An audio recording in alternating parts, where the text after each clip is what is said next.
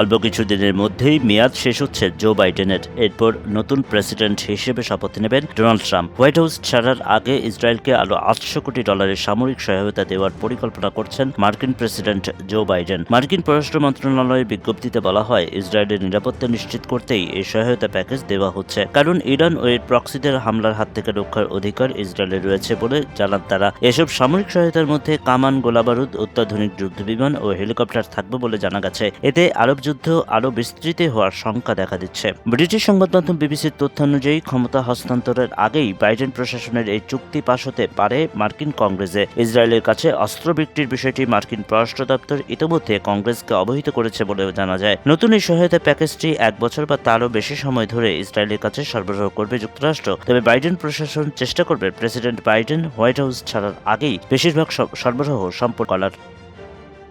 নতুন এই সহায়তা প্যাকেজের মধ্যে আকাশ থেকে আকাশে নিক্ষেপণযোগ্য ক্ষেপণাস্ত্র AIM-120C, 8 AMRAAM হেলফায়ার AGM-144 ক্ষেপণাস্ত্র, 155 মিলিমিটার আর্টিলারি শেল, সাধারণ বোমাকে নির্ভুল লক্ষ্যমাত্রার বোমায় পরিণত করার জন্য বিশেষ কিট, JDAM, 500 পাউন্ড বোমা, ড্রোন সহ আরও বহু অত্যাধুনিক অস্ত্রশস্ত্র রয়েছে বলে হোয়াইট হাউসের এক কর্মকর্তা নিশ্চিত করেছেন। এদিকে ইসরায়েল বিরোধী বিক্ষোভকারীরা গত কয়েক মাস ধরে ইসরায়েলের কাছে অস্ত্র বিক্রি বা সামরিক সহায়তা দেওয়া বন্ধ করার দাবি জানিয়ে আসছে। তবে এসব বিক্ষোভ উপেক্ষা করে ইসরায়েলের সামরিক সহায়তা অব্যাহত রেখেছে যুক্তরাষ্ট্র। এর আগেও ইসরায়েলকে $2000 কোটি সামরিক সহায়তা দিয়েছে বাইডেন প্রশাসন। মার্কিন প্রতিরক্ষা মন্ত্রণালয় জানায়, ইসরায়েল ও হামাসের মধ্যে যুদ্ধ শুরু হওয়ার পর থেকে যুক্তরাষ্ট্র এ পর্যন্ত 50,000 টনের বেশি অস্ত্র ও সামরিক সরঞ্জাম দিয়েছে ইসরায়েলকে।